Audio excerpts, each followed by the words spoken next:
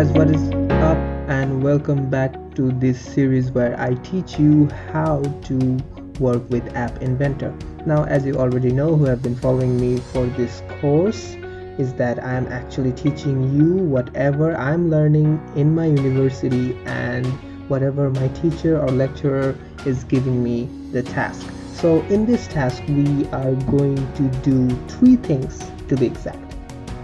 So actually our lecturer gave us three tasks to complete, and this single app has all of those three tasks built into one, and I'm just going to walk you through how this is made and what it does. So let's head straight off towards task one. So the task one is basically create an app which speaks whatever's written, or it's like a text to speech app. So if you are already tinkering around with the tools of App Inventor, you are going to notice, if you go right down to the media section, that there is a component called text to speech. Well, this component has different functions which you can call and make it speak out whatever you want it to speak, and it will do as such. So in this first screen we can see that I have already put an image of a smiley face which was in our template, and I have put a text box. In this text box we will have the user write whatever the user wants the app to speak about, and then there is a button which when pressed will call this function from text to speech, which will then pronounce or speak out whatever is written inside this box. And then we have the next button which will move on to the display of task 2, which we will get to in a second. So let's head over to the blocks tab, and we have these blocks things. So first of all, I initialized one global variable which is notice, and this notice is specifically just telling the user that if there is nothing inside the text box, then type something in the box for me to speak. So when the speak button, or as you can see this button right here, is called, then it will check if it's empty or not. With this is empty function. So where are we going to get this is empty function? We're just going to go over to text, and we're going to see this is empty, and this is going to return a boolean value. And if this boolean value is true, then it will go inside this if function, and it will call the notifier and show these global variables, whatever is inside this global variable. And here I have typed something in the box for me to speak. If the box is not empty, then it will just move on to the next function, which is call text to speech speech.speak, which will speak message whatever's inside the text box 1.text. It means whatever text is inside this text box, it will just speak out.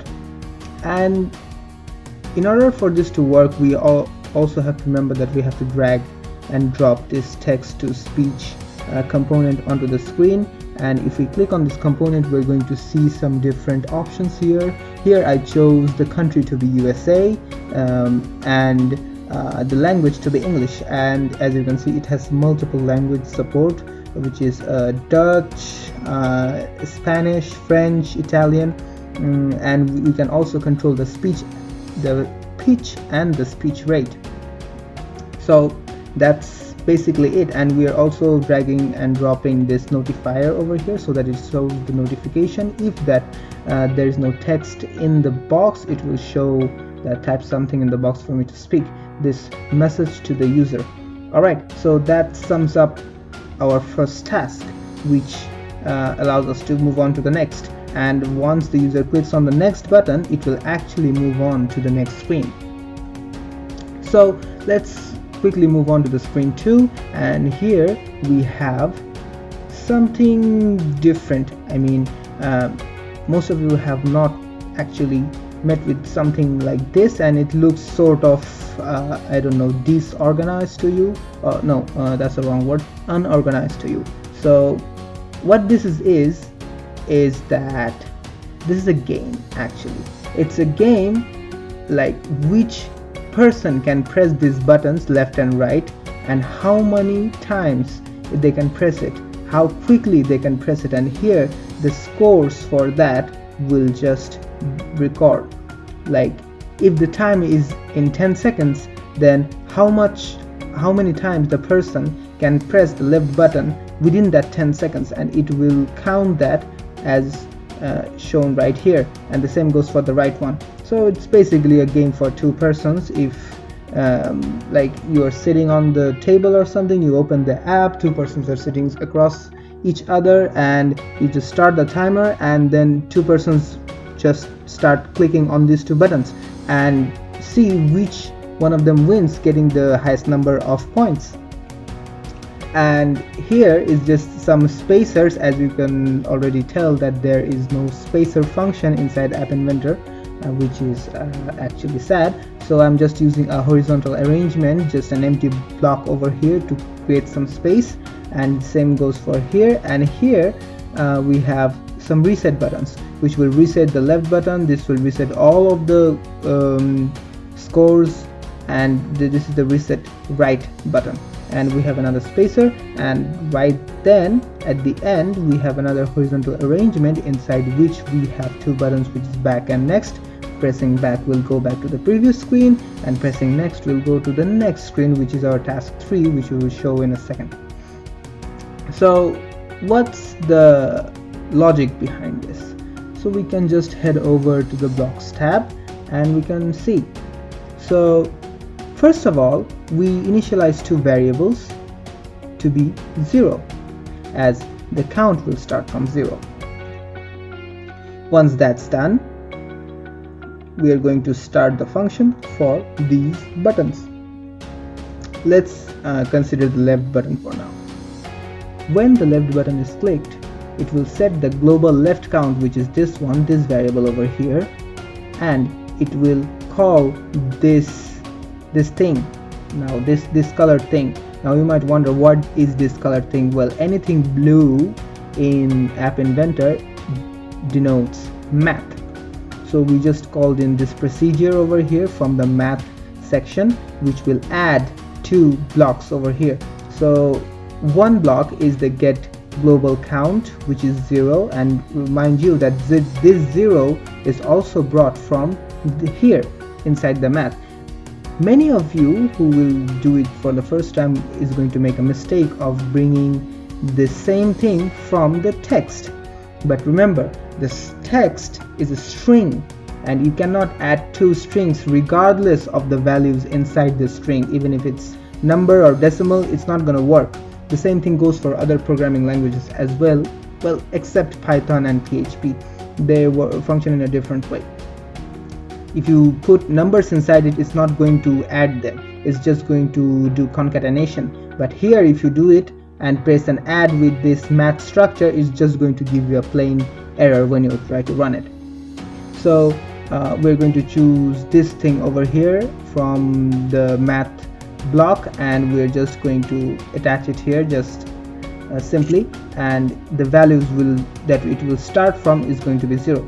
So what it's going to do when the left button is clicked, it will get the value from this variable and add 1 to it, and then it will set the left text, which is this one right over here, the left text to be join left, and then it will get the new number that's stored inside this variable after pressing here. For example, if we press this one time, then what's going to happen is that it will trigger this function and it will get 0 from here, and 0 plus 1 is equals to 1, and it will set the global left count to be 1, so the next number will be 1, and it will show when it moves down to this block over here, it will just join left and get the global count, which is now 1, from here and show it to us. The same thing is going to happen when you are going to click this one, the right button. Once you click the right button, it's going to do the same. Where is the right button? Oh yeah, right over here. And it's just going to get the stored number inside this variable, and it's going to add it to 1, and we'll get the new number and it will show it just like before. And this goes on and on forever, as long as you keep pressing it like this, like this, like this, again and again, and if the numbers will just keep on incrementing. For the reset buttons, as you might have already guessed, once the reset button is clicked, for example, let's say the reset all button. Once this reset all button is clicked, it will immediately set all this all these two variables back to 0, which whatever numbers it has, it will replace them with 0, and then it will replace this text that it was previously showing, which means the score, also to 0. Now this reset all function is just divided and duplicated over here as two different stuffs for the reset left and reset right button. So it's just simply that. So here I wanted to try out something different, and I did not do it yet, and it's that to create a timer, we are going to add a timer to this, so that whenever the user starts pressing them, a timer is going to start, and once the timer ends, it will just stop. Let's do it. So sudden design change in front of you, of course it's a bit confusing, but what I basically did is I just removed all the reset buttons and merged them into one single button. And as you can already see, there is also this small thing which shows us timer in front of you. Now this is just a text which will count down from 10 to 1. How I did this? Well, I actually picked up a neat little tool over here called clock. You are going to find clock if you just search here just like that, and there you're going to find the clock, and you're just going to drag and drop it over here. And I also used a notifier so that it notifies who wins the game, the left or the right. So that's the basic design over here, one start button and one text showing the number or the time left. So let's head over to blocks and see what's going on. Whoa, now this is a big block of work, and this one is new too, and we have removed the other blocks over here which basically does nothing, but the right and the left click button are just like before, it's the same. Let us organize this a little bit. Can we do it horizontally? No, let's do it vertically. Yeah, much better. So here what we did was we called the function of the clock component. When you click on clock, you're going to see this, when clock1.timer. What this basically is this is a set of functions that the clock timer will perform, or this is like a block of work that will only start when the timer starts. Do you get the idea? I'm gonna repeat again. So when the timer starts, only then this set of functions will be performed. And how the timer is going to start? When the start button is clicked. Okay, so by default, if we click on the clock component, we have already unticked this, which means the timer is not enabled. And the timer interval is 1000 milliseconds, which is like 1 second, and after each second the timer will progress. So when the start button is clicked, the timer enabled is set to false. Again, this is necessary because we are doing double timing here. Like for example, if someone wants to start the timer again when the timer is already running, for that this thing is necessary. Like it will just instantly stop whatever it's doing, like the timer will instantly set to be false, which means the timer will stop. Then the timer.text is set to 10, which is 10 seconds. As we can see here, the text is set to 10 by default. This 10 is actually the value from which our timer is going to decrement from and count the seconds. And then again, the timer is set to be true. The next question is what's going to happen next. So after the timer is set to be true, this whole block set of function is going to start. And even right at this moment, like simultaneously, this next functions will also start.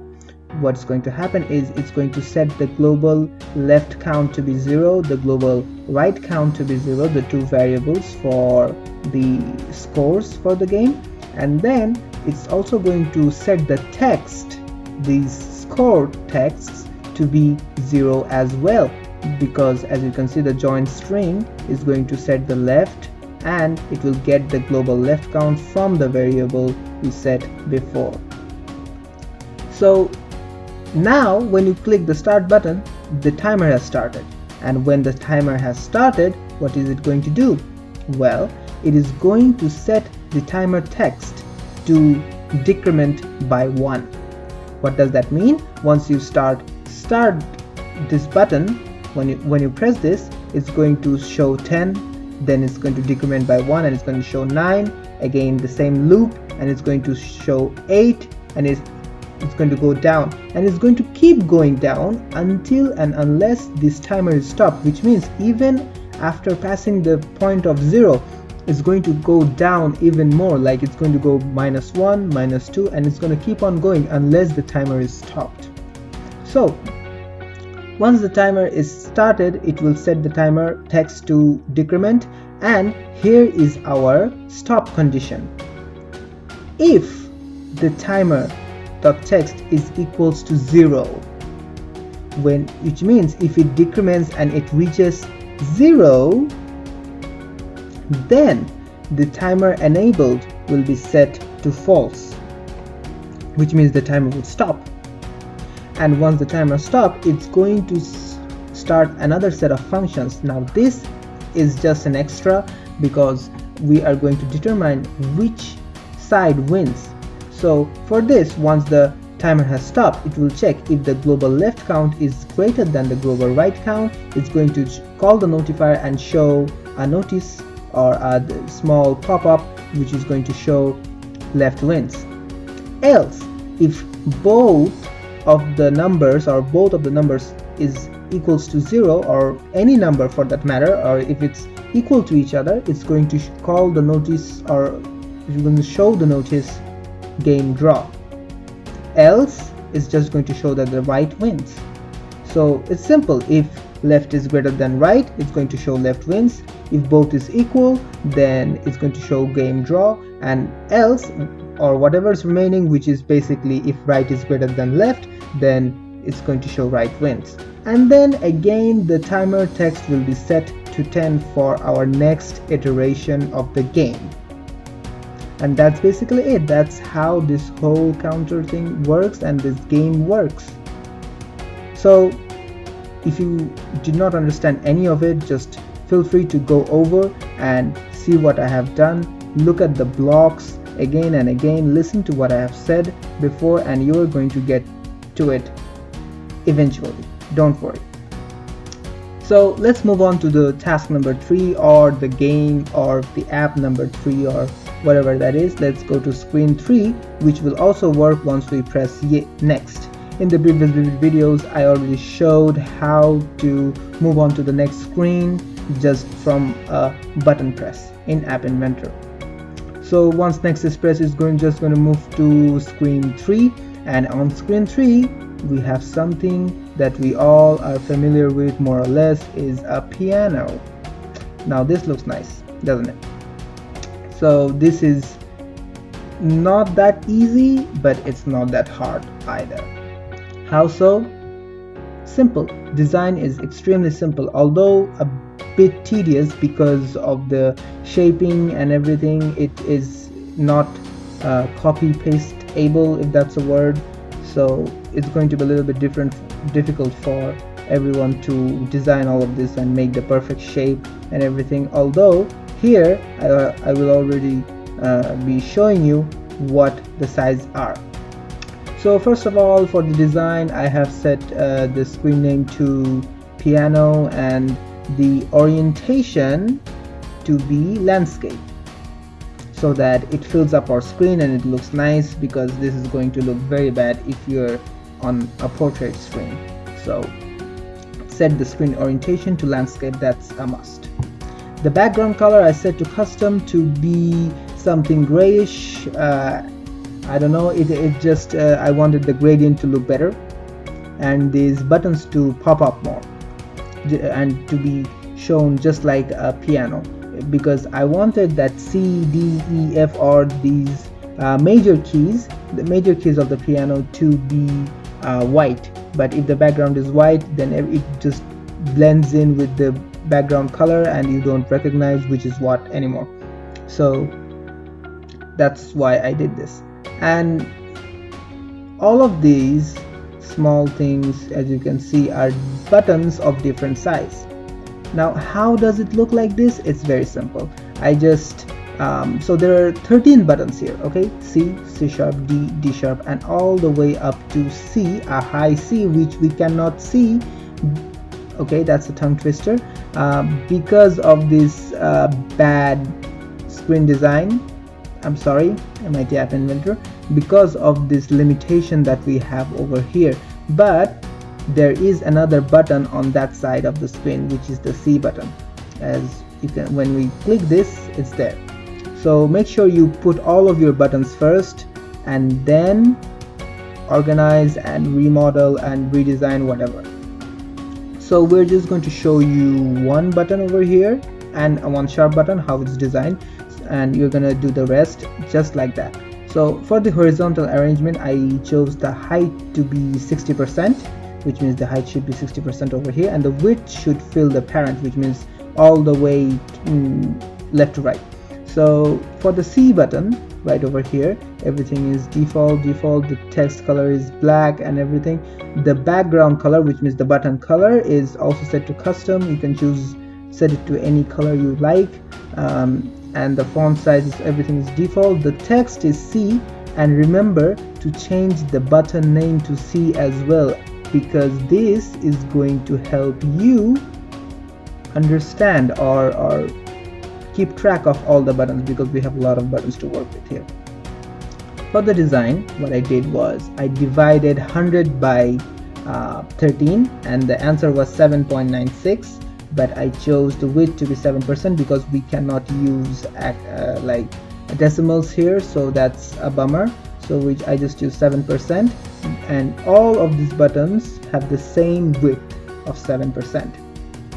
However, these big buttons have a height of, oops, I think I made a mistake, of 58%, and the small ones, which is the sharp buttons, have a height of 50%, just to imitate how it actually looks on the piano. But it's not, it's actually supposed to overlay in between C and D, but we can't do it here because of the limitations. But anyway, that's how it's going to be here, and the shape and the font, it's up to you, it's totally up to you. So that's what we're going to do over all of these buttons. Look, simple. Width 7%, height 58%, 7%, 58%, and the color is light and dark, light and dark, light and dark, just like that. If you're familiar with music, you're gonna love this. So next we have a horizontal arrangement for, and inside we have a label which has no text in it. This is going to show which buttons we pressed or which keys of the piano we pressed and played, and this is going to just line up, and here is a clear note button, which is we're just going to erase this label. I'm just going to show you the blocks and you're going to understand it. And we have our traditional navigation buttons. This is the back and the home button. So before we move on to the blocks, I want you to know that you need to have the music that each of these buttons are going to play. Meaning, you need to drag and drop one of the components, which is player here. We learned in an earlier lesson how to use player and play a music, and we're going to use that same component. We're just going to drag and drop here, and as you can see, it's a non-visible component. You click on it, there's nothing you need to do here, no loop, no plain foreground, nothing, and it should not have a source as well, because each of these buttons is going to have a different source, and we're going to just show you how to do that. So inside the media's app we have all of these notes, and as you can see, these are mp3 notes, which each and individual note of the piano is recorded over here. I'll drop a link in the description from where you can download all of these notes, and you can download them and you can just simply upload all of these files from extracting the zip.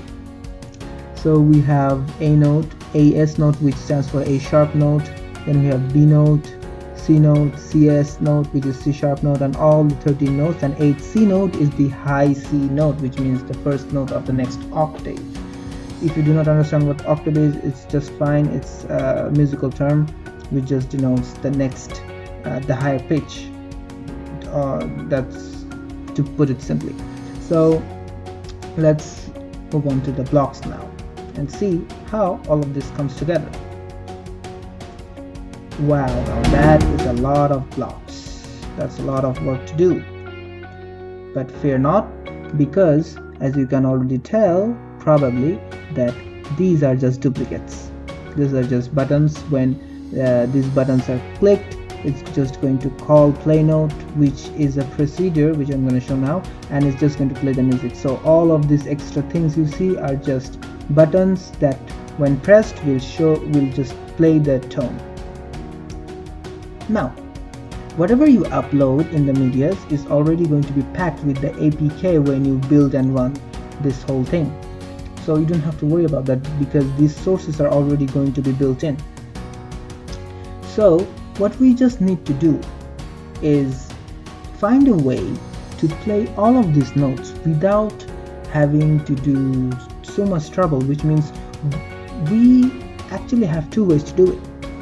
Either we can duplicate this whole set of block, one whole set of block that is going to call that and play that each and every note separately, and if all of these blocks are going to look huge. For example, if I'm just gonna show you like this, imagine all of these blocks are like this, huge. We don't want that, because it's just cluttering up our program. Rather, what we can do is call a procedure. Now what a procedure is that it just does a set of functions, and it does it without any hassle. How so? Simple. So the first thing we're going to do is going to go here, and then we're just going to call one procedure. Now as the name suggests, procedure performs a set of functions. It means that it completes a procedure of doing something. I don't know if I'm making sense, but bear with me. So we're just going to take this block and put it over here, and inside this procedure we're just going to name it as play note, and this play note is going to have one key, and this key is name this note. So how are we going to put key over here? We're just going to drag one input, and we're going to name it as note. So this basically says that this whole thing is a function that takes in one value, just like in any other programming language, a function that takes a value. So what happens when we click all of these buttons here is that it calls this function called play note and gives it the value of each of the keys or notes. For example, if we press the A button, which is the A key on the piano, it's going to call this play note function and it's going to pass the value A, and this function is going to take in this A and is going to say that, oh okay, so you want me to play a sound that resembles the A note of a piano. I hope it's clear, because that's exactly what it's going to do, is that when you press the button A, is just going to pass on the value A inside this. And here's the good thing, it's going to set the player 1, which is the player component source, to get note, which means this. this value is going to be passed over here, and it's going to append this A in front of this text. Then it will become anode.mp3. Now where is anode.mp3? Inside this media, and there we have it, anode.mp3.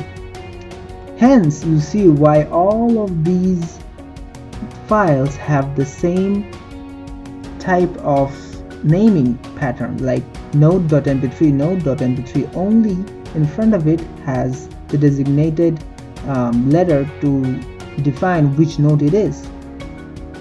So basically it's just going to pass on this value, and it's going to append as a prefix to this already existing string node.mp3. If we press, for example, the C note, then what's going to do is going to call the play note function, and it's going to pass over this C string inside, and once it gets here it will be stored over here inside this.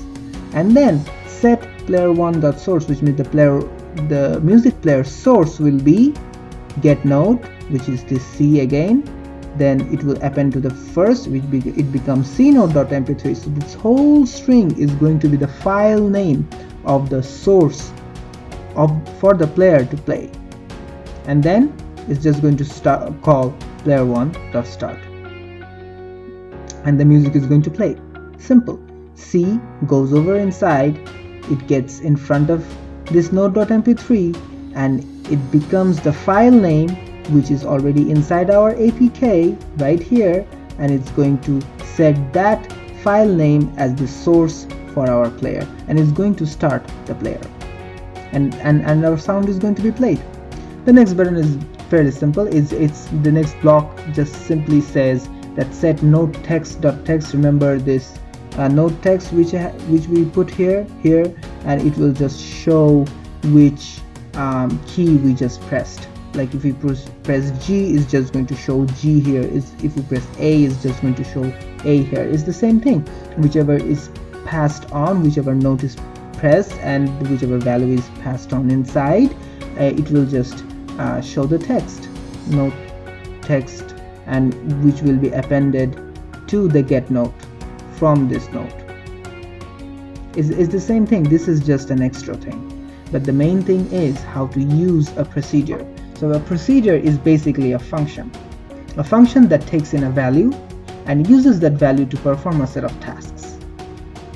And basically that's how we made the whole piano app. And one last thing would be how to clear the node. Is just when this clear node button is pressed, then it will just set the node text.text, which means the text of this component to nothing. This thing does not have anything, or just a space, or a white space character is nothing. And once again we have the buttons for our navigation. So that sums about it. Like that's the whole 3 tasks. It was a small detour to something totally different, but we learned so many things here, and I hope you also learned so many things here. So basically we learned 3 new things here. One is the text to speech, which will just speak out whatever is inside this text box. Then we saw in screen 2 about a timer basically. So once this start button is pressed, we are just going to show a timer and the game will start for the 2 persons. And on screen 3 we have learned about procedure, which are basically functions that takes in values and performs a set of tasks for us. And if you tinker around with procedures, as you can see, it can also have functions that returns a result, which is fantastic, because that's what programming is about: performing some action, giving it some input, and having some output. Okay, so here I have the app open, and we're going to type in something. Let's see. For the first task, we're going to type hello world and see how it speaks out. Hello world. Yeah, it works. For the next one, let's try something else. Let's try an abbreviation. I love my university. That's the abbreviation for my university name. Let's try it out. I love my university JXist. Okay, it's not so good with abbreviations, but alright. So let's move on to the task number 2 and see how it looks. Okay, so here we have it. We have the left, right. If we just simply press on this, it's going to work as well, which is fine. But what we want is the timer to work. So let's press the start button, and as you can see, the left and the right scores are now set to 0. Let's play. Say for example, the right is going to win, and there we go, the right wins. So let's start again, and this time we're going to make a draw game, which means, let's see, here goes 10 and one more here. Yeah, so now both are 10, and there we have it. The game is draw. This will also work if none of the players score anything at all, so it's going to be fine. Moving on to the third portion of our app. Let's press next, and now we have a piano. Let's see how it sounds.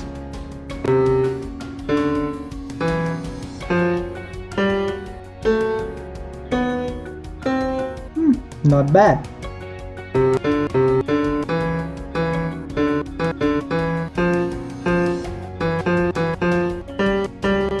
Yeah, that's fine. And if we press on the clear button, and all the notes are gone. So that was your demo of how this app actually works in real life. Let's go back to home.